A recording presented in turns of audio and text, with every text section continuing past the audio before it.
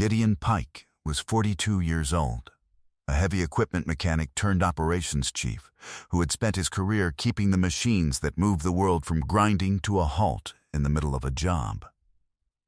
He drove a truck with 250,000 miles on it because he rebuilt the engine himself and trusted his own work. He kept a torque wrench in a worn leather roll that had been his father's because it still held true. That Wednesday evening, his wife stood in the kitchen of the house he'd built up over 6 years, 4 months pregnant, and slid divorce papers across the counter toward him. She told him she'd found someone who could give her a real life. She waited for him to break. Instead, Gideon read the first page, and something in his chest let go, and he laughed, not cruelly, not loud, just one quiet, surprised breath of a laugh. The sound a man makes when a thing he'd suspected for months is finally written down in front of him. He set the papers back on the counter. He picked up his keys. He left. She had no idea why a man would laugh at a moment like that. She was about to find out. Before we jump into the story, comment where in the world you are watching from and subscribe, because tomorrow's story is one you need to hear.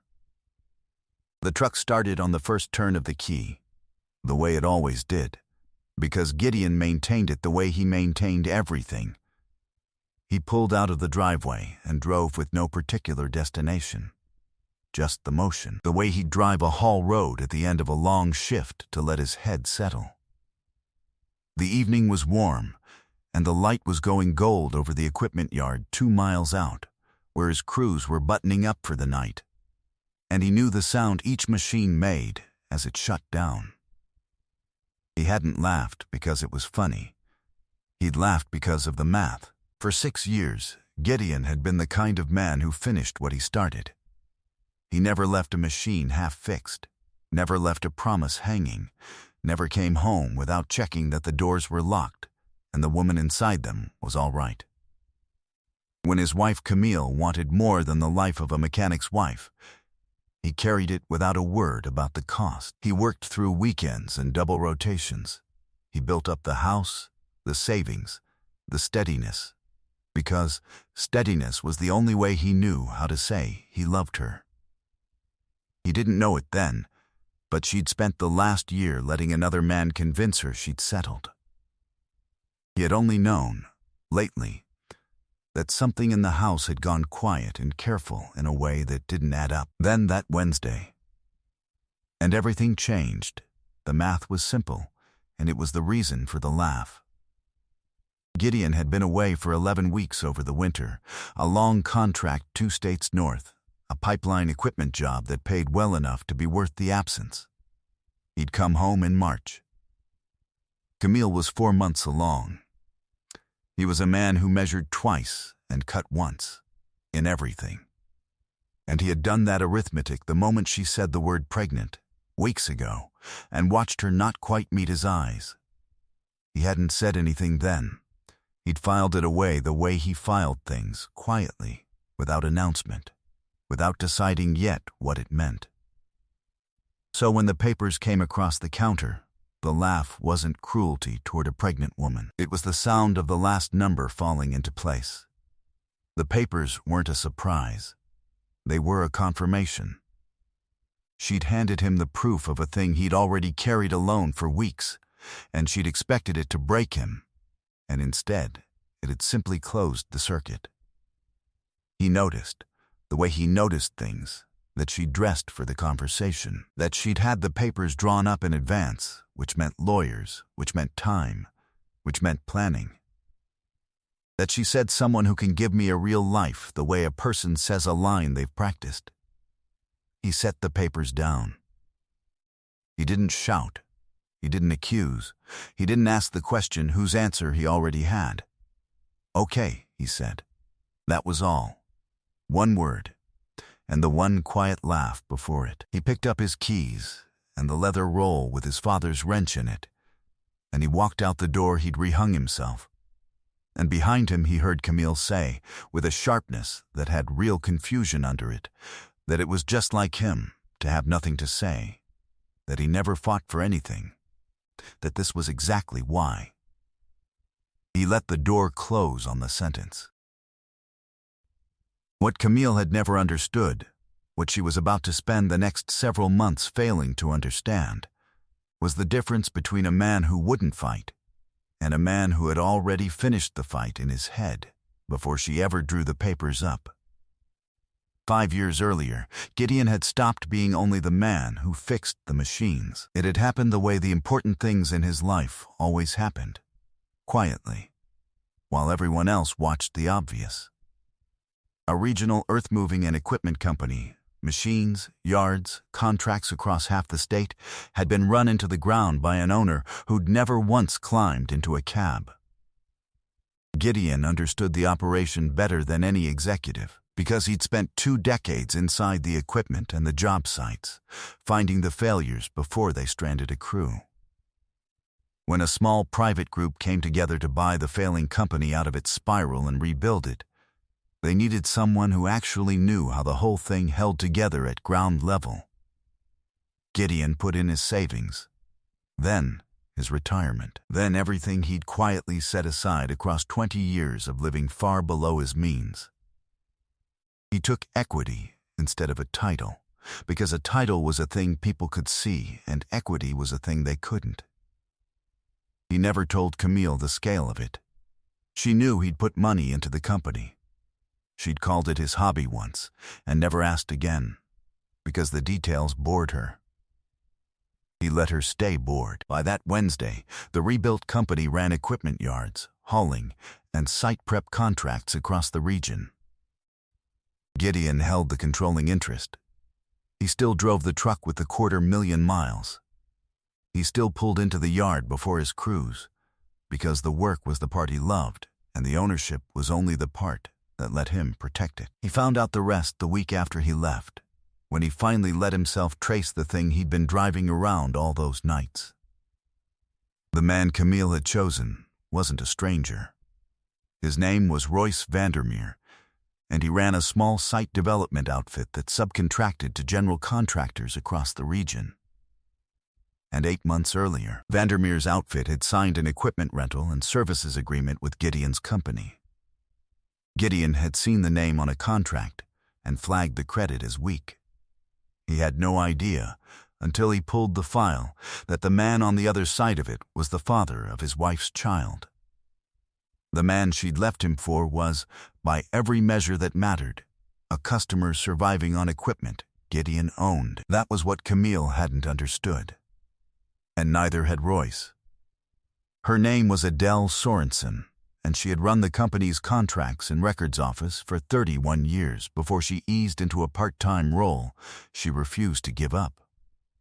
Small, straight-backed, silver hair, pinned the same way every day, reading glasses on a chain she had taken to Gideon years ago, back when he was just the mechanic who actually read every line of every agreement, and she had never stopped looking out for him. She called him the Monday after he left. "Walter told me," she said. Walter was Gideon's attorney, patient, methodical, the kind of man who called at 7 in the morning and never put drama into bad news. "Come by. Eat something first, then I'll show you what I've kept." Her house smelled of coffee and cedar and something faintly sweet. She set a plate in front of him and waited until he'd finished before she opened the first folder. "I keep records," she said, the way another person might say I breathe. "And about a year ago, one of our rental accounts started behaving in a way that didn't sit right. The name kept showing up where I didn't expect it. So I started a file." She opened it. Neat pages, each dated in a careful hand. "I'll give it to you in order. First," she said, "your wife and this man, Royce Vandermeer, have been together for well over a year. There are equipment delivery logs and site visits, and a pattern of overlap that isn't about business." She slid the pages over. "The dates are all here. The timeline matches what you already worked out for yourself." Gideon read the dates. They matched the 11 weeks he'd been 2 states north. He didn't say anything. He had done that math already. Second, she said, not pausing for his feelings because she knew he didn't want him to. The money and the mechanism. Vandermeer's outfit has been bleeding. He's overextended, behind on his crews. For the last 8 months, he's been submitting padded rental claims against your equipment agreement, billing for machines that sat idle, charging damage waivers on equipment that never left the yard, and your wife helped him root and reconcile the paperwork so it looked clean. He was covering his shortfall with money quietly pulled from the company that rents to him. She turned a page, about $440,000 across 8 months that I can document. Gideon folded his hands. And the part that makes it mine? She set down a third folder. She opened it slowly. Third, she said. Vandermeer's outfit can't operate without our equipment. Our rental operation sits inside the parent. I pulled the ownership chain all the way to the top, just to be certain of what I was looking at before I called you. She looked at him over her glasses, read the controlling interest on the top line. Gideon already knew. He looked anyway. His own name, his own signature, scanned into the record. He stood over all 3 folders and didn't touch any single one of them. He looked at all of it together, the way he stood over a downed machine with its housings open, not reading any one line, but feeling where everything connected. The affair, run while he was 2 states north, earning the money that built the house. The padded claims, and the structural fact underneath it all, the man who'd fathered his wife's child and was about to take his place, was an account surviving entirely on equipment Gideon owned, defrauding the company while Gideon's own wife cleaned up the paper. He could see the whole shape of it now. "What do you want to do?" Adele asked. Gideon closed the folder. "I want to do it right," he said, "and I want to do it slow. There's a child coming into the middle of this. Whatever I do it clean." He didn't move fast. That was the part Camille had never been able to account for. She had spent 6 years deciding exactly what kind of man Gideon was. She had been wrong about the most important thing. She had mistaken patience for the absence of capability. It wasn't. Patience was his most practiced skill. It was just the one she'd never had reason to watch him use. He understood sequencing the way only a man who rebuilds engines does. You don't fire it up before every bolt is torqued to spec and logged. You don't put a machine back in service until you're certain it won't strand the crew that trusts it. And you don't pull the broken part in front of everyone until you can show, beyond argument, exactly what failed and why. So he waited. He let the weeks pass. Walter handled the divorce groundwork, slow and procedural, and Gideon let Camille believe he was a beaten man who'd simply walked away. He didn't contest what she expected him to fight over. His apparent surrender was its own kind of staging. Meanwhile, he made quiet calls. A forensic accountant named Priya, as precise as a feeler gauge, pulled every rental claim Vandermeer's outfit had submitted and matched it against the actual yard logs, GPS on the machines, the hour meters that don't lie. The idle machines and phantom waivers lit up against the real data. The 440,000 became closer to 500 once she finished. Okafor, the parent company's counsel, read the rental agreement until he found the exact clauses Vandermeer had violated and the signatures on the claims. Gideon read every report once. Then he folded each one in half and in half again and stacked them in order in a single accordion file. He didn't make copies he didn't need. He didn't talk. He didn't post a word. He ran his yards every morning and gave no one any reason to think his world had changed. In the meantime, Vandermeer did what a man does when he thinks the money is permanent and no one is reading the hour meters. He kept billing. He talked about expanding. He had no idea the equipment keeping his outfit alive belonged to the man he'd helped push out of a marriage. He believed he was insulated by a rental contract he'd assumed no one important was reading. That was exactly where Gideon needed him. Camille called him once, near the end of it. Her voice had gone careful. She'd heard, somehow, that Gideon had done better than people knew, and she wanted to talk about being reasonable for the baby's sake. She mentioned, almost in passing, that Royce's business had hit a hard patch. Gideon listened to the whole thing. "I think everything can be resolved cleanly," he said, his voice even. "Let's get the right people in one room. Royce included, and the attorneys. I'd rather close out every loose end at once." She agreed before he finished the sentence. He could hear the relief she was trying to keep out of her voice, and mostly failing. He ended the call. Adele was across the table, a mug in both hands. She hadn't said a word. "She thinks it's already over," Gideon said. Adele said nothing. She reached over and refilled his coffee. Gideon arrived 40 minutes early. He liked it that way. On a job site, the man who got there first set the state of the whole operation for everyone who followed. The room was on a high floor downtown, a long table, neutral gray walls, the region laid out flat and bright through a wall of glass. The kind of room where things become official, where an argument turns into a proceeding, because arguments can be waved off and proceedings cannot. Walter was already seated, unhurried, a slim folder in front of him. Priya came with Okafor, and they arranged their documents. The room was quiet. Camille and Royce came in together. That was the first signal.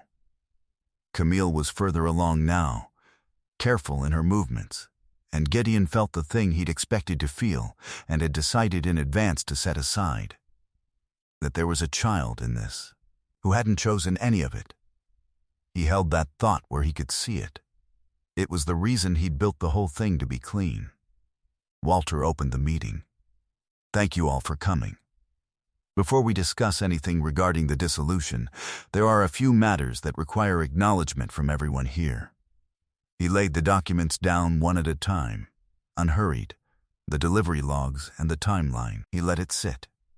Then the padded rental claims. Priya walked through the reconciliation, voice even, factual, not cold, simply precise.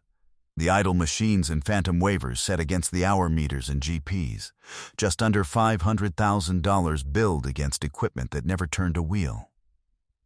Roy started to say that billing disputes were a private matter between his outfit and the rental company, that this wasn't the venue. That was when Okafor placed the last sheet on the table, the ownership structure of the company, the controlling interest highlighted, and said, quietly, that he'd be precise about what was and wasn't being said. No criminal complaint was being filed in this room today. They were simply placing on the record that this documentation existed, that it had been preserved, and that the controlling owner of the company Royce's outfit depended on was fully aware of all of it. Royce asked, slower now, who the controlling owner was. Okafor didn't answer. He simply turned, with the whole room turning after him, toward the man at the end of the table, who had not yet said a word. Camille's expression went through several things in the space of 2 seconds. Recognition, confusion, then something that looked very much like the floor opening beneath her. She had worked all morning to keep her face arranged. The arrangement failed. The silence lasted 12 seconds. Gideon counted them, the way he counted a diesel turning over before it catches. Then Walter, evenly, will give your attorneys a few minutes to review. Gideon stood. He gathered nothing from the table. He buttoned his jacket. He shook the hands that mattered, Walter's, Priya's, Okafor's, and last, Adele's, who'd kept the record for 31 years and had finally been asked. He walked toward the door. He stopped beside Camille's chair. He said it quietly, only for her, not as performance, because it was meant for her. I laughed because I already knew, he said, and because I knew you didn't know who you were really leaving. He turned to Royce, who had gone gray around the mouth. He didn't raise his voice for him either. Every machine on your sites is mine, he said. It always was. He walked out without looking back. It did not happen all at once. Vandermeer's outfit, cut off from the equipment that kept it running and exposed for the padded claims, folded in stages within the month. He was not destroyed dramatically. He was simply reduced to the size of a man who'd build for machines that never moved. The people who'd taken his calls stopped. Camille, named on the reconciliations she'd cleaned up, was held to her share of what unraveled. The real life she'd been promised never arrived. There was nothing left to build it on once the full picture assembled. She was carrying the weight of what she had chosen, the way a person carries something they cannot set down. Not dramatically, just constantly. But Gideon had meant the thing he said to Adele about the child. When the baby came, he did not make the child carry the parents' failures. Through Walter, quietly and without fanfare, he made sure a trust was set up, not for Camille and not for Royce, but for the child directly, administered cleanly, so that whatever the adults had done, the kid would not grow up paying for it. He never announced it. He never used it as leverage. It was simply the right connection to make, and he made it, the way he'd wire a circuit that had to hold. Gideon was building something, not fast, the way he built everything. He kept the operators and mechanics who ran the yards well, learned the names of the new hires, and protected the ones who'd had nothing to do with any of it. His name still wasn't on the yard gate. He preferred it that way. He answered every call the same day. He gave accurate timelines and hit them. He was not rich in the way Camille had imagined richness. He was solid in a way she'd never once been able to picture.